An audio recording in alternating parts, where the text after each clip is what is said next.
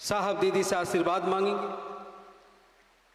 विषय है इनका आओ चले शिव की ओर। कुछ जिज्ञासाएं आई हैं गुरु भाई गुरु बहनों को, उसका समाधान भी इनसे सुनेंगे। दीदी बरखा आनंद जी।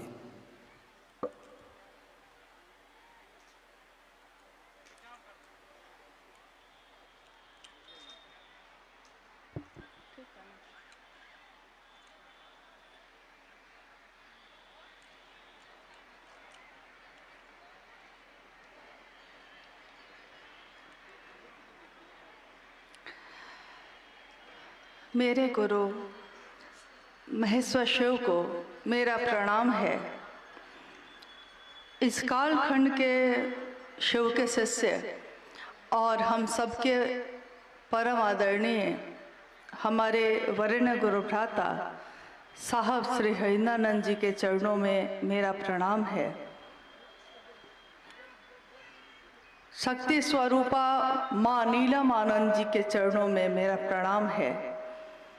और सहरसा जिले के इस पटेल मैदान में उपस्थित विभिन्न स्थानों से आए हुए आप सभी गुरु भाई गुरु बहन के चरणों में मेरा प्रणाम है।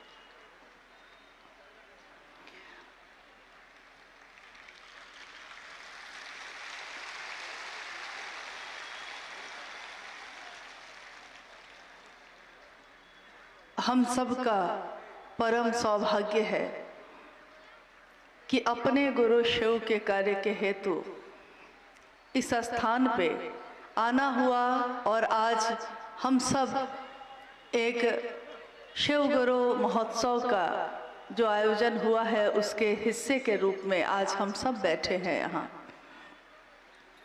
साल 2005 में 4 दिसंबर को इसी सहरसा जिले में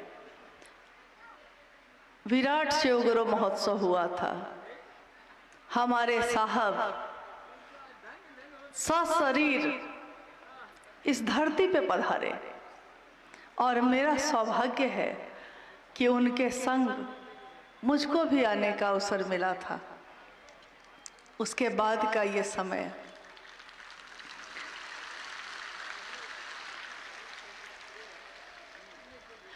क्योंकि जिस जगह पे जिस भी स्थान पे शिव के शिष्य साहब हरिंद्रानंद जी शरीर में रहते हुए गुजरे हैं, रुके हैं, उस जगह को नमन है। जहाँ जहाँ चरण परे साहब के, हर उस जगह को हम नमन करते हैं, क्योंकि हमने शिव को अपनी इन आँखों से नहीं देखा, लेकिन वो शिव इतना नीचे आए, इतना नीचे आए कि हम उनको देख पाए, हम उनको सुन पाए और उनकी प्रेरणा से उसी शिव के तरफ चल सके। क्योंकि आज तक हजारों वर्षों से शिव की पूजा इस भारत देश में तो होती ही रही है। भारत के अलावा अनेक देशों में शिव की पूजा हुई है। कुछ वर्ष पूर्व दक्षिण अफ्रीका में हजारों वर्ष पुराना एक विशाल शिवलिंग खुदाई में निकला और लोग हतप्रभ रह गए कि शिव की पूजा एकमात्र शिव ही ऐसे हैं जिनकी पूजा पूरे विश्व में हर स्थान पे हुई समान रूप से। देवों के देव कहे गए वो महादेव, काल से परे, काल भी जिनसे डरता है, महाकाल। आज इस आयोजन में अभी तक की चर्चाओं में हम सब बैठकर सुन रहे थे कि साहब हरिंद्रानंद जी ने शिव को गुरु बनाने की बात कही है और हम लोग आवाहन भी कर रहे हैं, पुकार भी रहे हैं, अनुरोध भी कर रहे हैं कि ये साहब की बात है। शिव को अपना बनाइए और अपना कैसे बना सकते हैं, इसके लिए 3 सूत्रों का सहारा लीजिए। क्योंकि हम सब ने अपने जीवन में जो समझा है वही हम दूसरों में बांटने की कोशिश कर रहे हैं। हम सब दिख रहे हैं, लेकिन कर हम सब नहीं रहे हैं। क्योंकि जो भी काम हम आज कर रहे हैं, यानी शिव गुरु की चर्चा करते हैं, अपने गुरु शिव से दया मांगते हैं, शिव की चर्चा करते हैं, शिव को नमन करते हैं, ये तीनों सूत्र को बताने वाले ये कौन है? क्योंकि जब तक हम किसी काम के, किसी चीज के महत्व को नहीं समझेंगे, हम ना तो उसके अनुसार काम कर सकेंगे और ना ही हमारे जीवन में उस काम का वो परिणाम आएगा जो साहब हरिंद्रानंद जी ने सपना देखा, माँ नीलमानंद जी ने जिसका अलख जगाया। जो अभी एक गुरु बहन गा रही थी, साहब ने शिव शिष्यता बांटी शिव शिष्य के रूप में, और शिव शिष्या के रूप में दीदी नीलमानंद जी ने अलख जगाया। 4 दिसंबर को जब हम लोग आए थे इस धरती पे, उस मैदान में सबसे पहला बैनर जो मेरी आंखों के सामने से गुजरा था, जिस कार्यक्रम में साहब सशरीर आए थे, उस पे लिखा था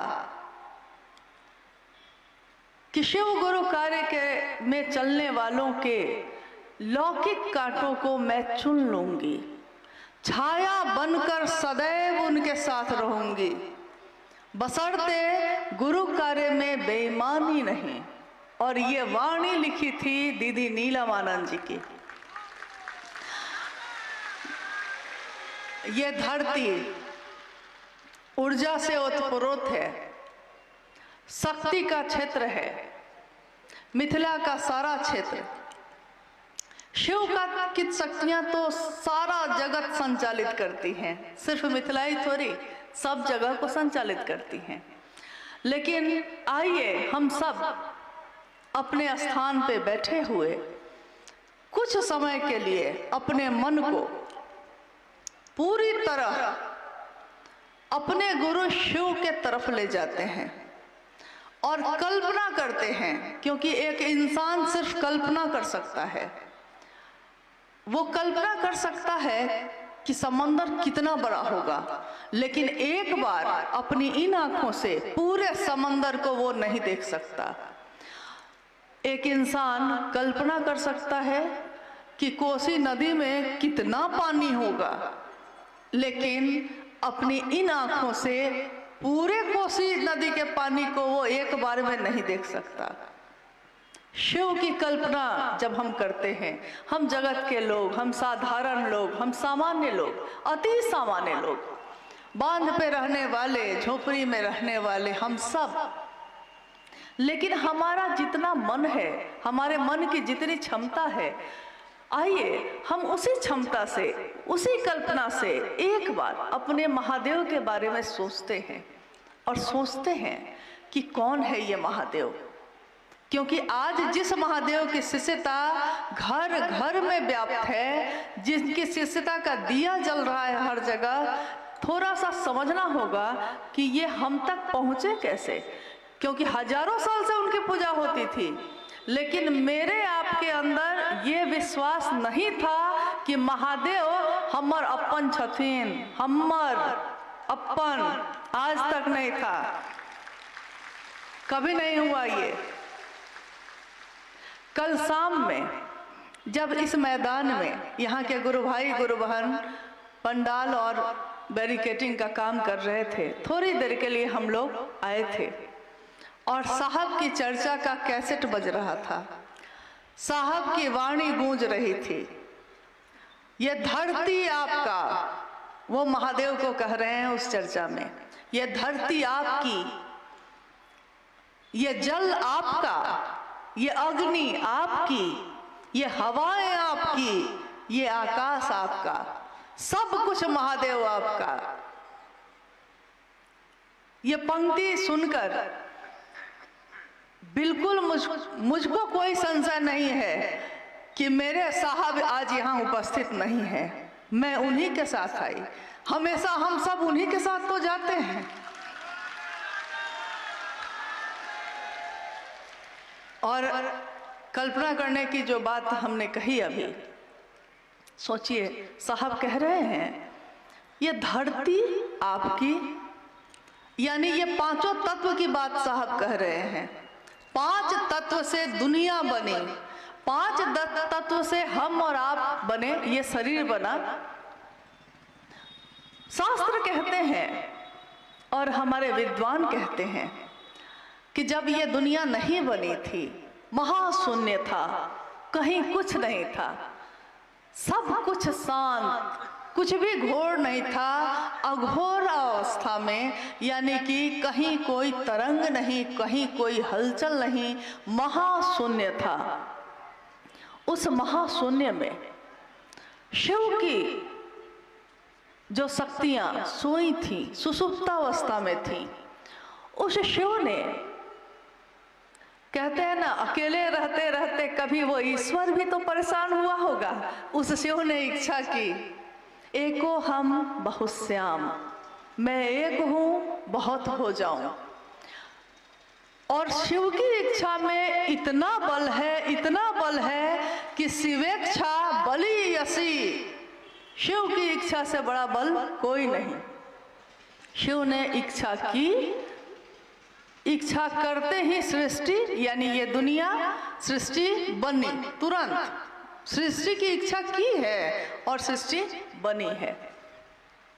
आकाश बना, वायु बनी, अग्नि, जल और ये मिट्टी।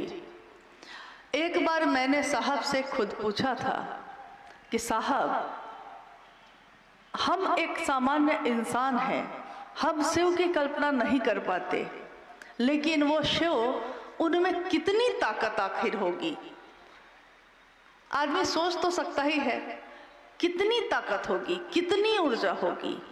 कुछ तो उसके बारे में उदाहरण दिया जा सकता है। साहब ने कहा था, चारों दिशाएं जिसका वस्त्र हो, 4 दिशाएं हैं ना, 4 दिशा हम लोग कहते हैं ना, उत्तर, दक्षिण, पूरब, पश्चिम।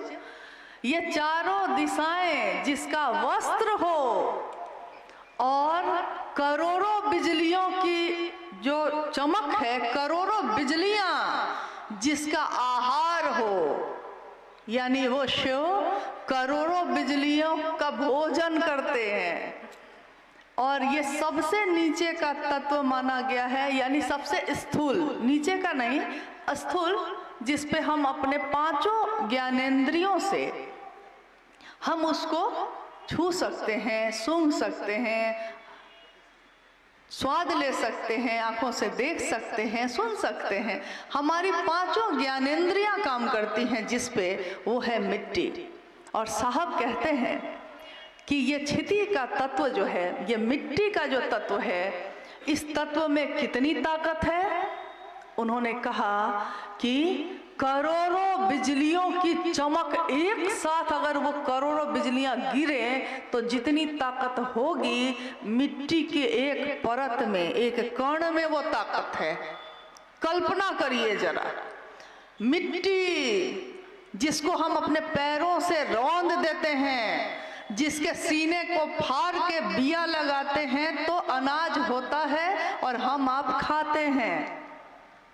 सोचिए, उस मिट्टी की ताकत इतनी है कि आदमी आज तक सोचा कि बना सकेगा, मिट्टी नहीं बना सका।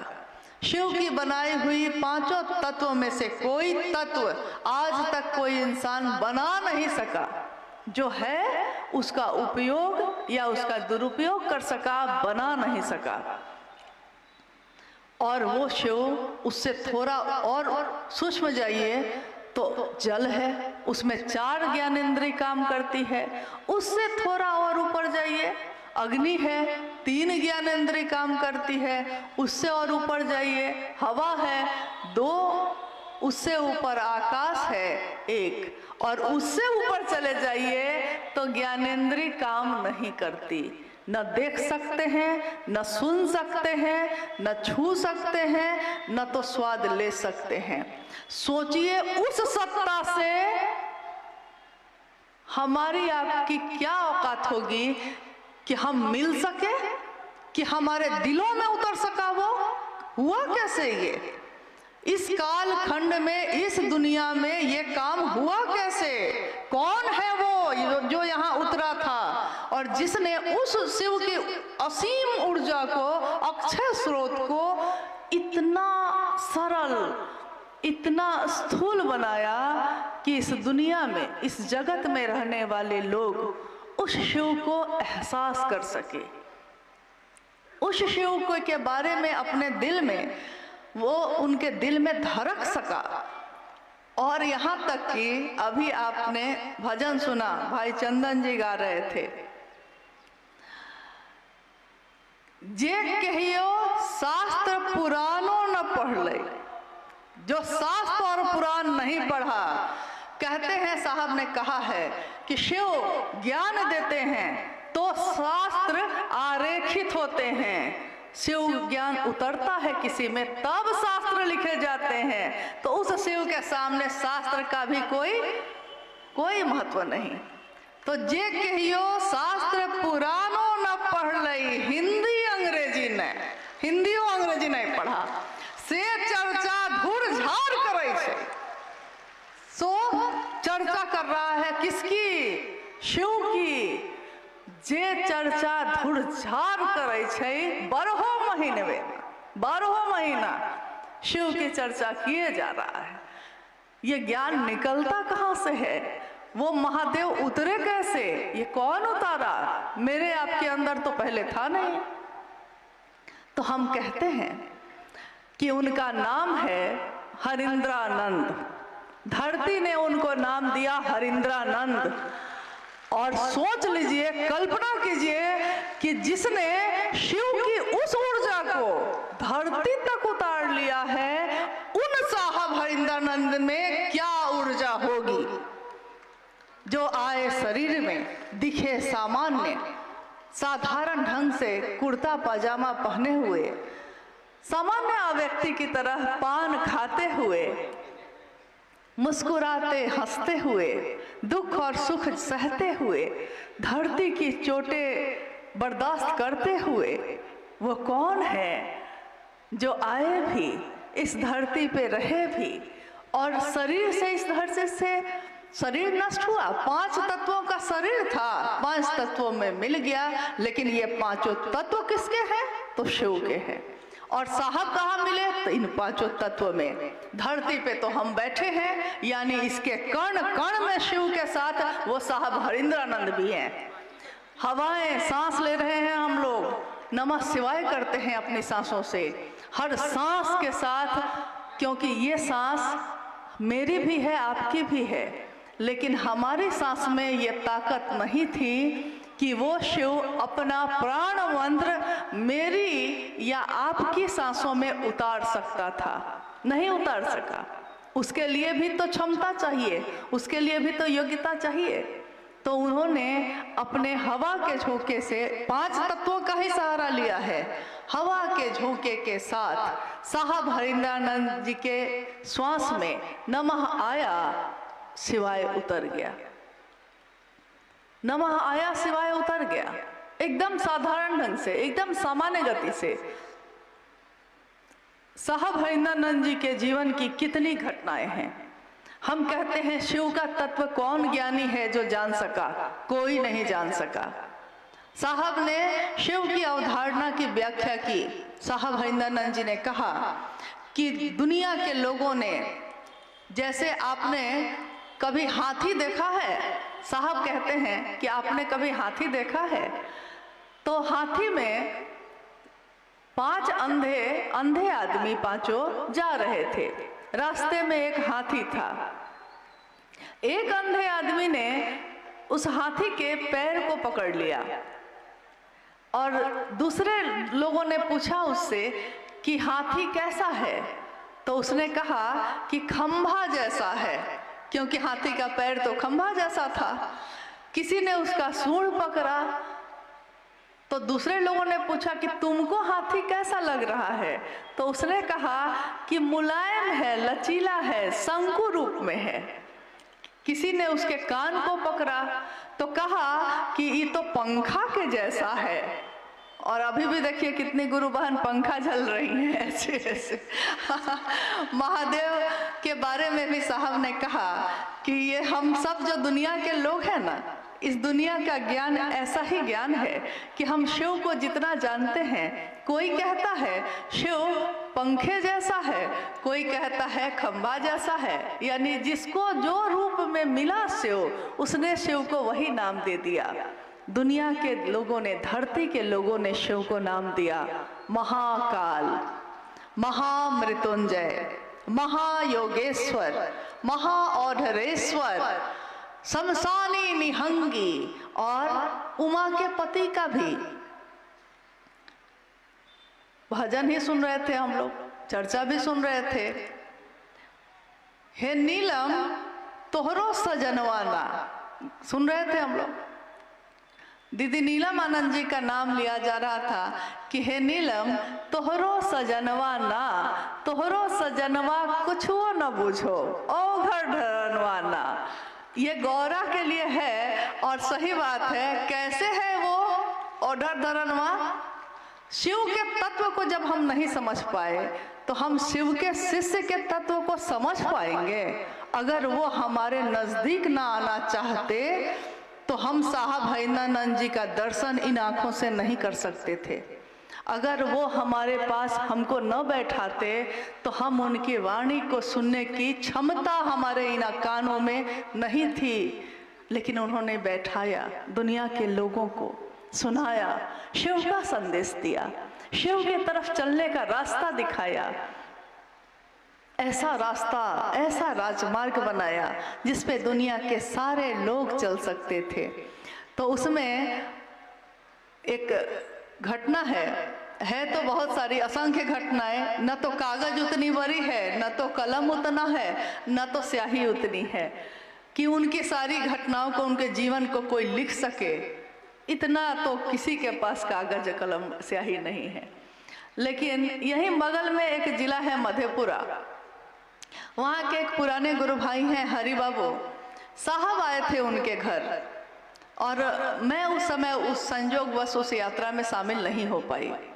जब साहब लौट कर आए तो साथ गए गुरु भाइयों ने कहा कि साहब को भी समझना बड़ा मुश्किल है।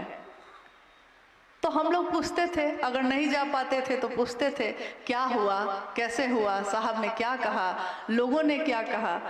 तो गुरु भाइयों ने बताया कि साहब कुर्सी पे बैठे थे, कुछ गुरु भाई लोग इधर खड़े थे, कुछ गुरु भाई बहन इधर खड़े थे। अब साहब यहाँ बैठे हैं तो कोई उधर से गुजर नहीं रहा है। लेकिन एक काम आ गया तो एक गुरु भाई बाईं तरफ से दाईं तरफ जाने लगा। तो जब वो गुरु भाई जाने लगे तो उनको लगा होगा ना कि साहब बैठे हैं तो प्रणाम कर लेते हैं। तो वो गुजरते गुजरते साहब को प्रणाम करने लगे। तो साहब हमेशा कहते थे कि जानती हो, हर जिला के लोग अलग अलग तरह से प्रणाम करते हैं, सबका अपना अपना स्टाइल है। तो सहरसा का क्या है? तो सहरसा का ऐसे है। साहब कहते थे कि सहरसा के लोग ऐसे प्रणाम करते हैं। तो गुरु भाई ने साहब को प्रणाम किया। साहब बैठे शांत थे, जैसे ही देखा कि प्रणाम कर रहा है बिगड़ गए, पूरा बिगड़ गए। गुस्सा होके बोलने लगे कि इतने प्रेम से, इतना बढ़िया से हमको प्रणाम कर रहे हो, इतना से तो महादेव को प्रणाम करते ना, इस भाव से महादेव प्रणाम करते तो महादेव ही मिल जाते। अब दूसरे गुरु भाई लोग तो देख रहे थे। वो गुरु भाई तो बेचारा चेहरा नीचे करके चुपचाप चला गया। कुछ देर के बाद दूसरे गुरु भाई को भी उधर जाने का काम पड़ा। अब पहले का हाल तो उसने देख लिया था कि क्या हुआ था पहले के साथ। तो जब दूसरे गुरु भाई जाने लगे तो उन्होंने साहब को प्रणाम नहीं किया, क्योंकि पहले का हाल देखा था ना, अभी अभी तो डांट पड़ी थी। तो बिना प्रणाम कर किए जाने लगा।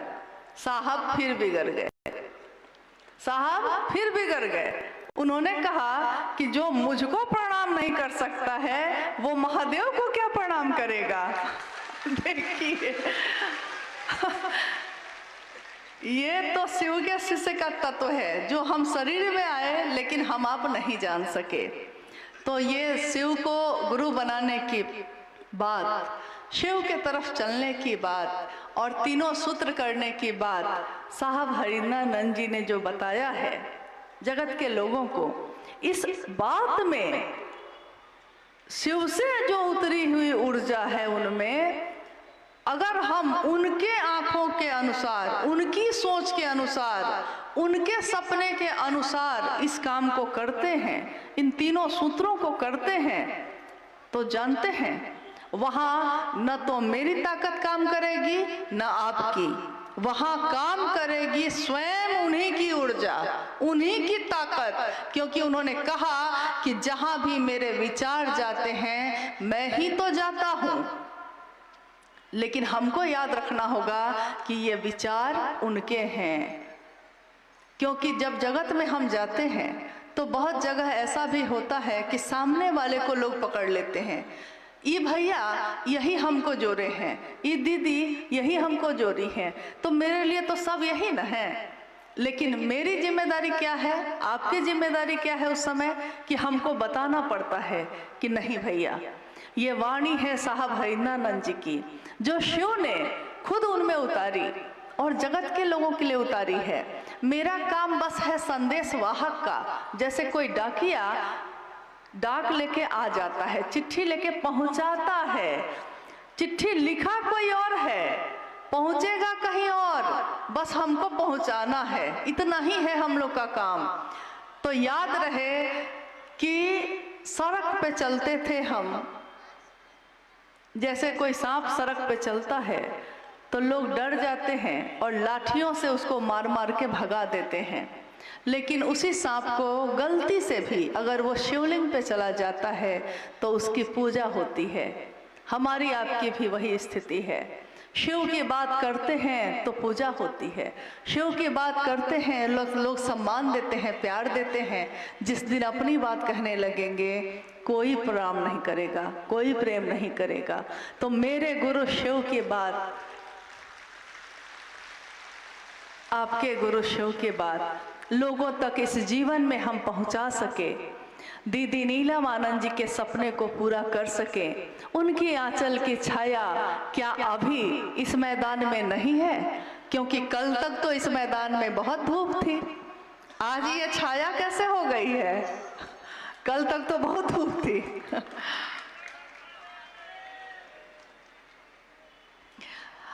आइए, अगर हम लोग कोई जिज्ञासा है तो उस पर भी थोड़ी देर बात करते हैं। ये कार्यक्रम एक दिन खत्म हो जाएगा, आज ही खत्म हो जाएगा, आप भी चले जाएंगे, हम भी चले जाएंगे, फिर न जाने कब आना होगा भी कि नहीं, कोई नहीं जानता। यह जीवन कागज की पुरिया, बूंद परे घुल जाना है। मौत की एक बूंद कब पड़ेगी, कब हम एक दूसरे से इस शरीर में विदा ले लेंगे, कोई नहीं जानता। लेकिन मेरी अंतिम सांस, मेरे जीवन का अंतिम क्षण मेरे साहब के संकल्प को पूरा करते हुए गुजरे, मेरे गुरु की दया को खुद भी और दूसरों को भी अनुभूत कराते हुए गुजरे। माँ नीलम आनंद जी के जीवन में पूरे समर्पण को चरितार्थ करते हुए गुजरे, इसकी ही कामना है। आइए हम लोग कुछ जिज्ञासाओं पे बात करते हैं। स्थानीय गुरु भाई गुरु बहनों के द्वारा एक जिज्ञासा ही है कि क्या भगवान शिव की शिष्यता, क्या भगवान शिव की शिष्यता अन्य गुरुओं की शिष्यता से भिन्न है या एक ही है? शिव की शिष्यता, हाँ, भगवान शिव की शिष्यता अन्य गुरुओं, जो पहले पूर्व के शरीरी गुरु आए, उन गुरुओं की शिष्यता से भिन्न है या एक ही है? भगवान शिव की शिष्यता और अन्य गुरु जो आए, गुरु या सदगुरु शरीर में जो आए, उनकी शिष्यता दोनों अलग है या एक ही है? जिज्ञासा ये है, यही है ना? जिज्ञासा में ही अंतर स्पष्ट है।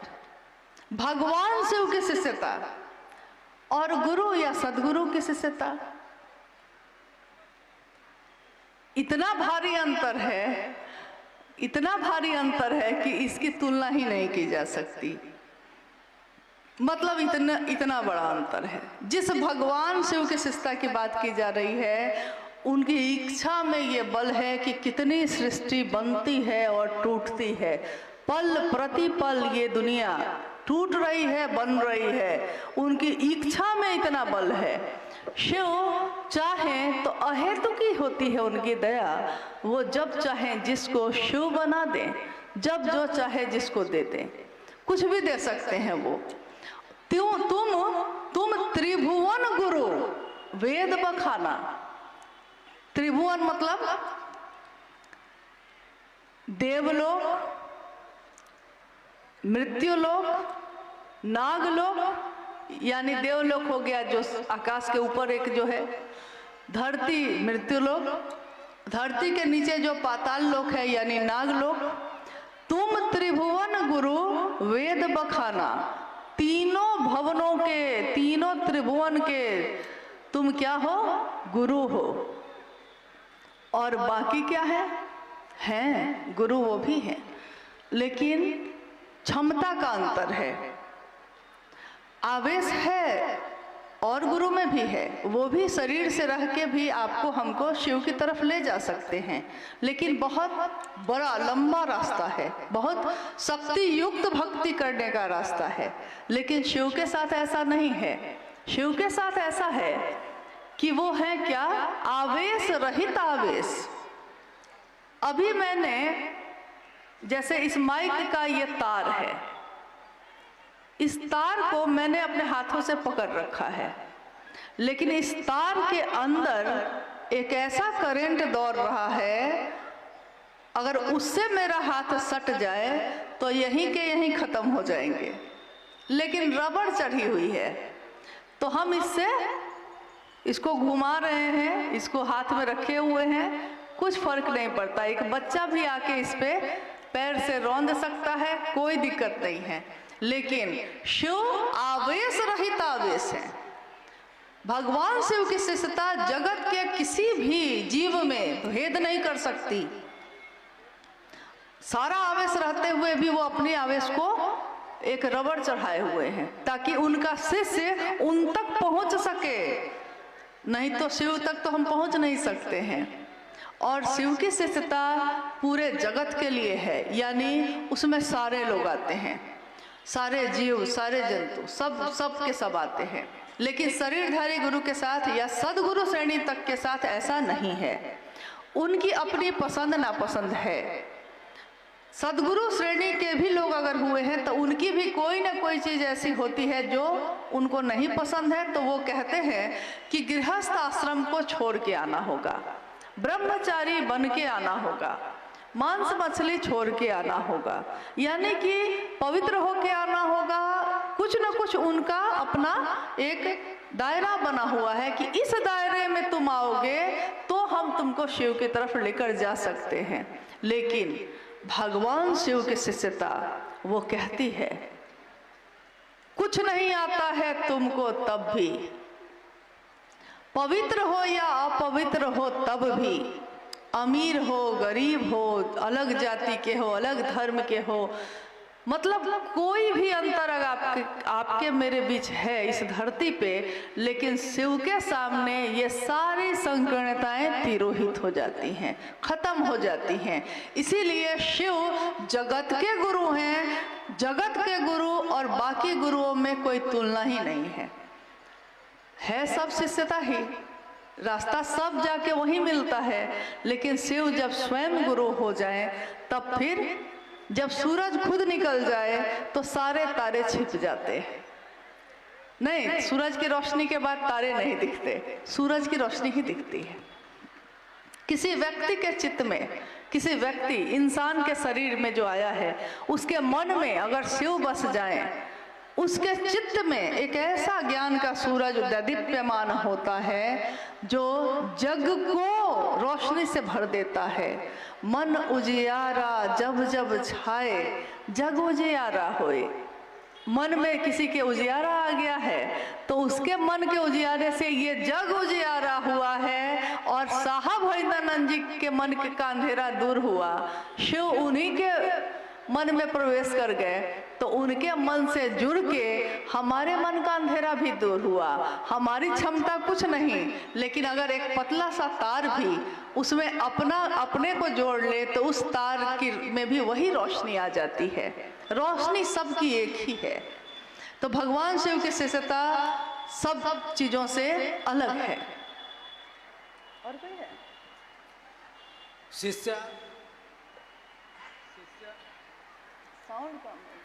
शिष्या अनुभूति कहती है, जो साहब श्री के द्वारा लिखित है, शिव शिष्य होने के लिए केवल अस्थाई शिष्य भाव अनिवार्य है। ये अस्थाई शिष्य भाव कैसे होगा? अच्छा, आप लोग जो है थोड़ी सी देर के लिए हलचल बंद कर दीजिए। घर हमको भी जाना है, आपको भी जाना है। घर अपनी ही जगह रहेगा, कहीं दूसरी जगह नहीं चला जाएगा, आपके इंतजार में वहीं रहेगा। जिज्ञासा ये है कि शिव के शिष्यता में एक ही चीज अनिवार्य है, अस्थाई शिष्य भाव।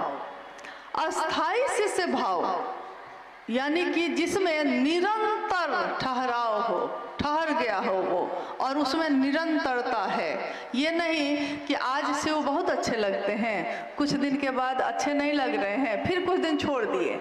घर में कोई घटना हो गई है, दुख हो गया है तो छोड़ दिए, बोले कि महादेव महादेव बहुत कर लिए, अब कुछ दिन बाद करेंगे।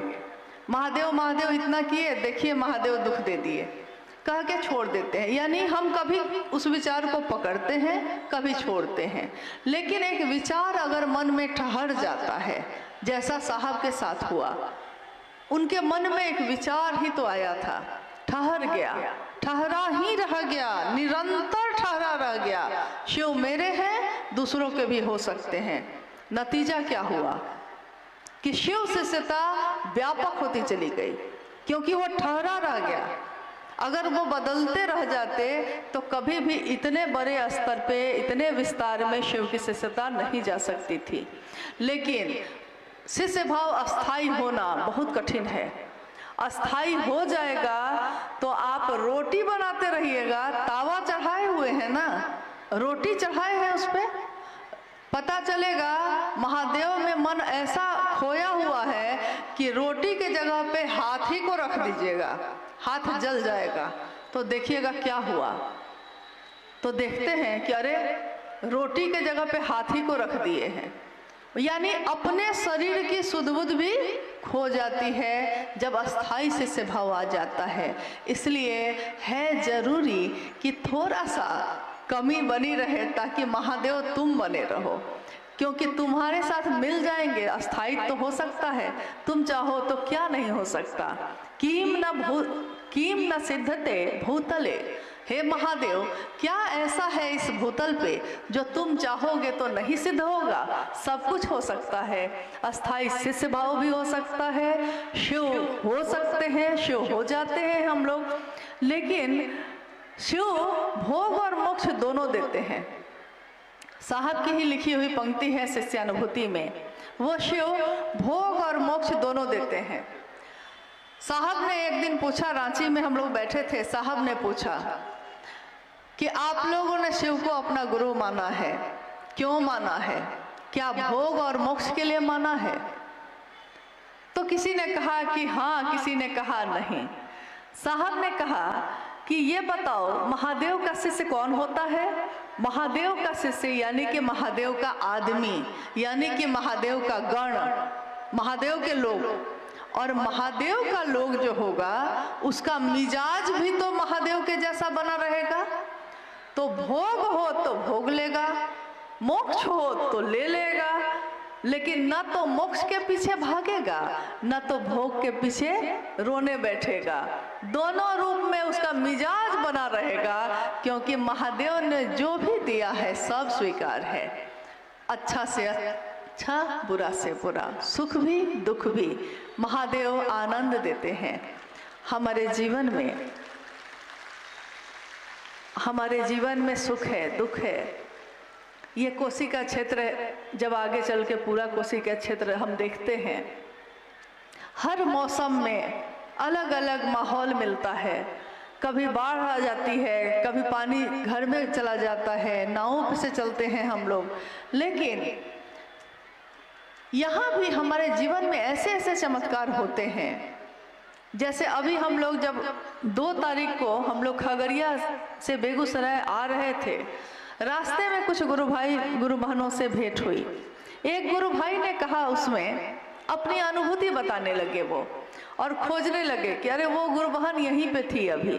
तो मैंने उनसे पूछा कि बात क्या है, सो ना बताइए। उन्होंने कहा कि महादेव कैसा कैसा दया करते हैं। देखिए ना, पिछली बार क्या हुआ कि वो गुरु बहन चर्चा में गई हुई थी और खेत में आग लग गई। चारों तरफ से बीघा का बीघा खेत जिसमें गेहूं लगा हुआ था, और गेहूं जब अगर में आग लग जाए तो और छिटक छिटक के गिरता है, दूसरे जगह भी आग लगा देता है। सारे खेत जल गए और इसका 5 कट्ठा में जो गेहूं था वो बचा रह गया।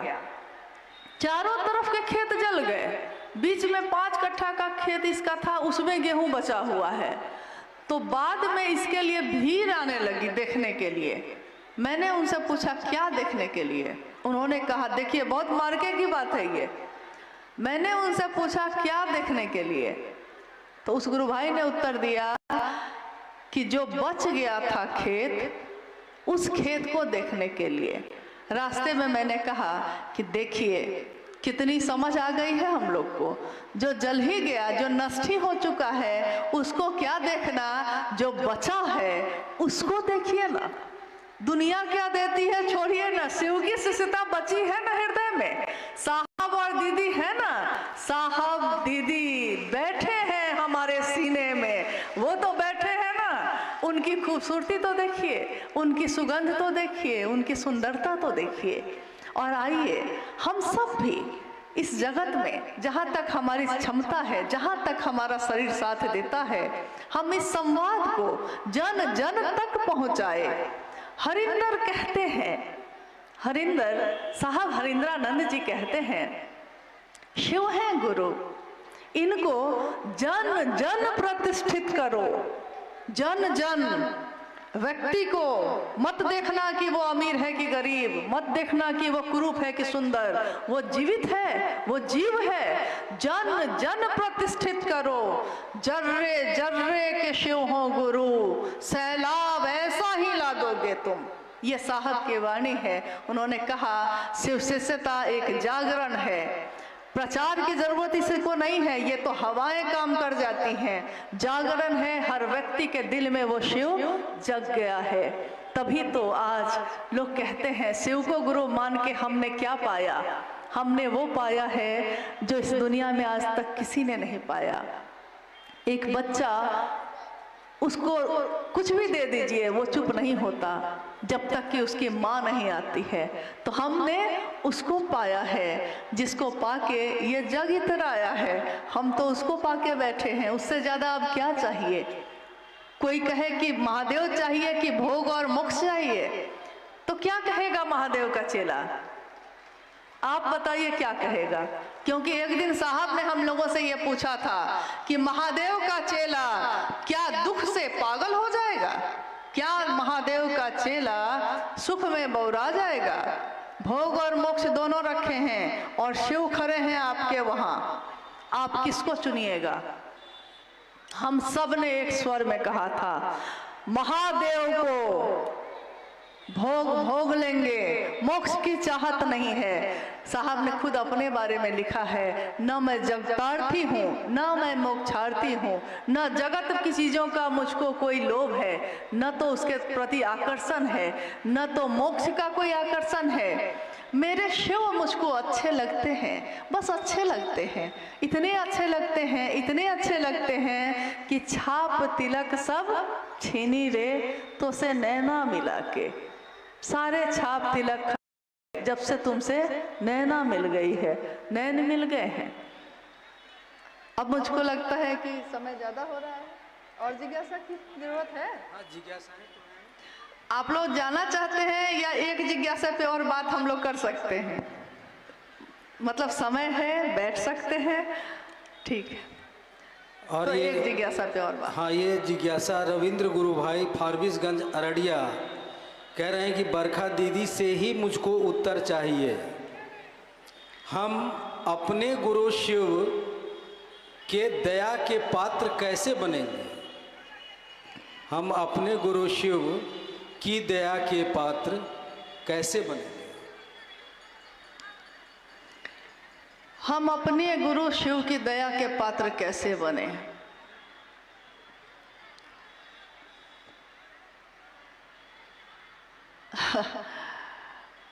साहब से हम लोगों ने कहा, जब उन्होंने आओ चले शिव की ओर पुस्तक लिखी थी, उसमें एक पंक्ति उन्होंने लिखी है, पीड़ा के क्षणों में गुरु की दया त्वरित हो जाती है। और मेरे गुरु की दया सर्वदा दुनिया चोट देती रही है और सर्वदा गुरु की दया मरहम का काम करती रही है। उसी की आगे की पंक्ति है, शायद सबके साथ ऐसा होता है। कौन? जिनके प्रिय शिव हैं या जो शिव के प्रिय हैं। साहब ने जब ये पंक्ति लिखी थी तो हम लोगों ने पूछा था उनसे कि ये पंक्ति सुनने में एक जैसी लग रही है कि जिनके प्रिय शिव हैं या जो शिव के प्रिय हैं। सुनने में तो एक जैसा ही लग रहा है, अंतर नहीं लग रहा है, लेकिन आपने ये पंक्ति लिखी है, इसका मतलब है कि इसमें जरूर अंतर होगा। पहला सूत्र में भी देखिए अंतर है, वैसा ही उन्होंने लिखा। तो मैंने पूछा था तो उन्होंने कहा जिनके प्रिय शिव हैं, क्योंकि अभी शिव की दया कैसे मुझको मिले इसी पे बात हो रही है। जिनके प्रिय शिव हैं। आज देखिएगा कुछ गुरु भाई गुरु बहन शिव को गुरु माने हैं, खूब चल रहे हैं महादेव के काम में, खूब चल रहे हैं, इतना चल रहे हैं कि हम लोग शर्मिंदा हो जाते हैं कि अरे इतना बढ़िया चल रहे हैं, हम उतना नहीं जा पा रहे हैं। साहब ने तो कहा कि कुछ लोगों ने इसी गुरु मंच पे आके ऐसी बात साहब के सामने महादेव के लिए कही कि साहब ने खुद उनको कहा था कि भाई आज तुमने जो शिव की चर्चा की है वैसा मैं शिव का शिष्य जो हूँ हरिंद्रानंद, मैं भी वैसा शायद नहीं कर पाऊँ। सोचिए, कुछ क्षण के लिए उस व्यक्ति का मन इतना ज़्यादा बढ़िया था कि शिव से ज़्यादा प्रिय उसके लिए कोई नहीं था उस दिन। लेकिन जीवन है, घटना घटती है, कुछ ना कुछ होता है। आपका मन है, दुख भी लेता है, सुख भी लेता है। तो किसी घटना से मन दुखी हो गया होगा, हो गई होगी कोई बात। मन का कोई ठिकाना नहीं है भाई, किसी बात से दुखी हो सकता है। मामूली से मामूली बातों पे बरसों के यार आने गए, तो छोटी छोटी बातों पे बरसों के यार आने चले जाते हैं। तो शिव की शिष्यता में कुछ लोग ऐसे चले जैसे लगता था कि कब से चल ही रहे हैं। उनके प्रिय शिव थे, लेकिन जीवन में कुछ बातें हुई, कुछ बुरा लग गया, कुछ अच्छा लग गया, महादेव प्रियता बदल गई। अब महादेव अच्छे नहीं लग रहे हैं, अब दूसरा व्यक्ति अच्छा लग रहा है, दूसरी बात अच्छी लग रही है। तो साहब ने कहा कि देखिए, उस दिन शिव प्रिय थे, प्रियता बदल सकती है आदमी की, अगर वो आपके तरफ से चलेगा तो बदल सकता है, लेकिन शिव की तरफ से चलेगा, यानी जिनके प्रिय शिव हो जाएंगे, शिव की तरफ से चलेगा तो वो प्रियता कभी नहीं बदलती, क्योंकि शिव नहीं बदलता। तो जिनके जो शिव के प्रिय हैं, अब दूसरी पंक्ति है, जो शिव के प्रिय हैं। अब इस प्रश्न का उत्तर उसी में है। मैंने साहब से पूछा उस दिन, मैं ऐसा क्या करूं कि शिव का प्रिय हो जाऊं? साहब ने उत्तर दिया, इतना महादेव महादेव करना कि महादेव ही खोजने लगे कि कौन है मेरा दीवाना, कौन है ये दीवाना जो इतना मुझको बुलाता है, और वो खोज ले तो उसके प्रिय हो जाओगे।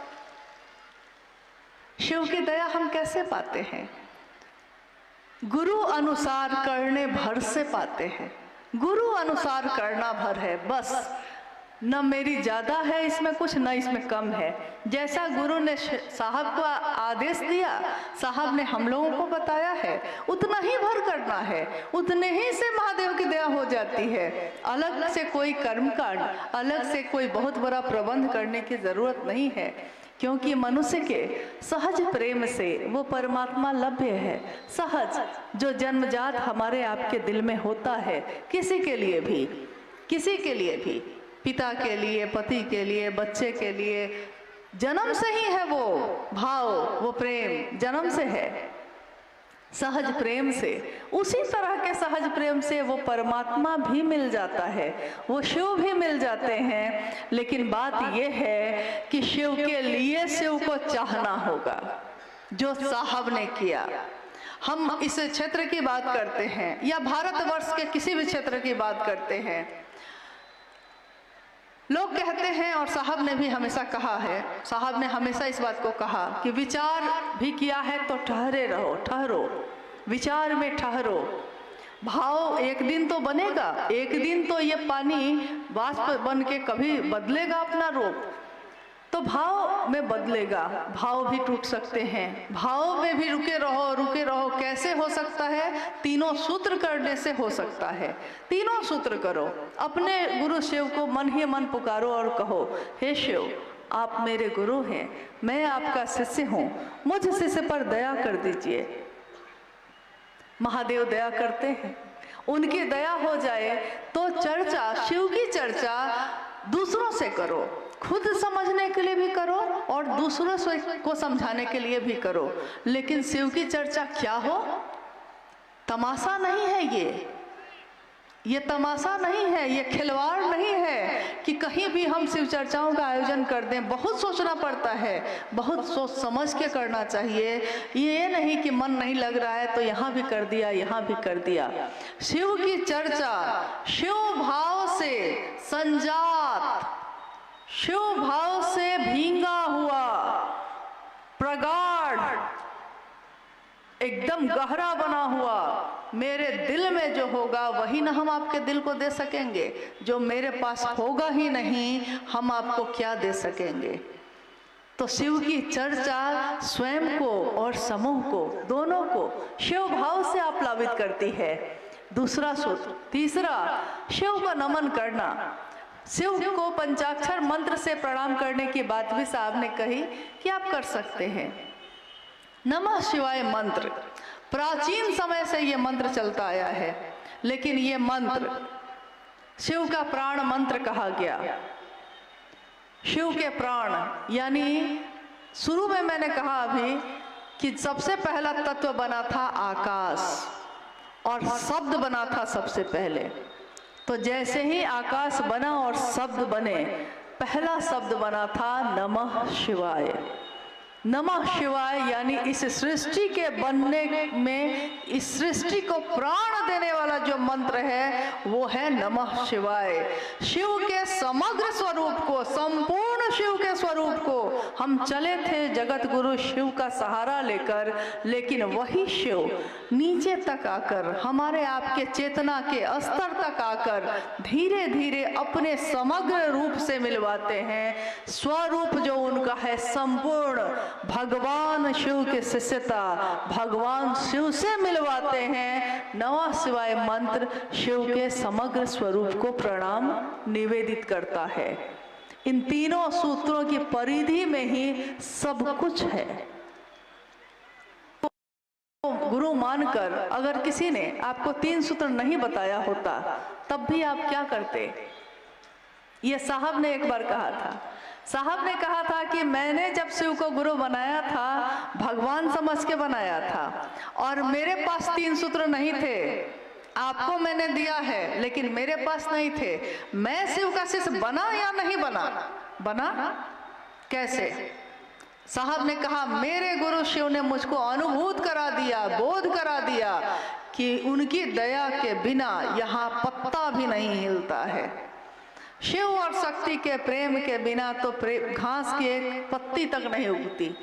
शिव की दया के बिना यहाँ कुछ भी नहीं होता। सब कुछ उनकी दया ही है। यह शिव ने बोध करा दिया तो उन्होंने पहला सूत्र बनाया। शिव की चर्चा करने से परिणाम आने लगा। और ध्यान कहा जाता है कि भारत देश में ध्यान की अनुपम विधा मानी गई है। ध्यान को बहुत अनुपम विधा मानी गई है। किसी एक बिंदु पे अपने मन को एकाग्र कर लेना, ठहर जाना, शांत हो जाना, यह है ध्यान। और शिव की चर्चा कोई कर्म कांड नहीं करती, लेकिन शिव की चर्चा करते करते हमारा मन सिर्फ अपने गुरु शिव पे केंद्रित हो जाता है। इसीलिए दूसरा सूत्र, शिव की चर्चा ध्यान की अनुपम विधा है। आज तक हम लोगों ने कुछ न क्रिया न साधना, कुछ क्रिया न साधना, कुछ नहीं आता, न साधना न क्रिया न मंत्रों का जप, कुछ नहीं होता, बस महादेव महादेव रटते हैं। और देखिए शिव की चर्चा ध्यान की अनुपम विधा बन जाती है। तीसरे सूत्र में उन्होंने कहा कि शिष्य अपने गुरु को प्रणाम नहीं करेगा तो करेगा क्या, प्रणाम तो करेगा ना। तो उन्होंने इन तीनों सूत्रों को पिरोया और हम सबको दान कर दिया। ऐसा दान किया, ऐसा दिया कि अपना सर्वस्व ही दे दिया। लेकिन उन्होंने एक बात जरूर कही कि एक निष्ठता और समर्पण अपने गुरु के कार्य के लिए जरूर रखना। एक निष्ठता यानी गुरु कार्य में बेईमानी नहीं होनी चाहिए। न तो मेरे द्वारा न तो कोई दूसरा करता है तो उसको भी समझाने की कोशिश करिए कि वो ऐसा ना करे, क्योंकि ये शिव की शिष्यता है। महादेव की आंखें तुरंत लाल होती हैं। जितने वो करुणावतारम हैं उतनी ही उनकी आंख लाल भी होती है। उनको ये पसंद नहीं कि शिखर के शासन पर बैठकर कोई दूसरों पे शासन चलाए, ये शिव को पसंद नहीं। तो हम शिव के शिष्यों को भी ये काम करने की कोशिश कभी नहीं करनी चाहिए। कोई गुरु भाई गुरु बहन मेरा गुरु भाई गुरु बहन है, मेरा शासन उस पर नहीं चल सकता, गुरु का शासन चलता है, मेरा नहीं, आपका नहीं। चलिए, भगवान शिव की शिष्यता के बारे में हम लोगों ने आज बात की। साहब हरिंद्रानंद जी की वाणी को याद किया। हमारे साहब के साथ हम सब इस स्थान पे आए। अपने साहब से ये याचना है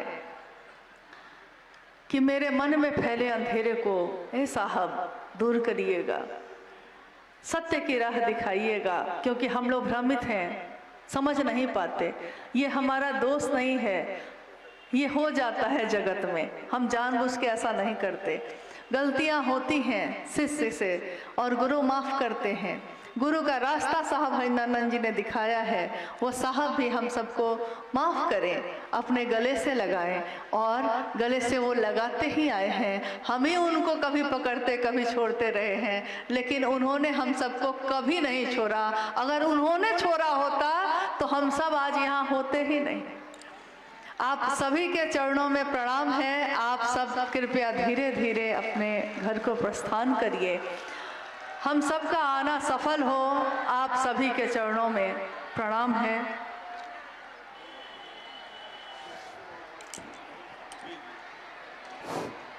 हेलो।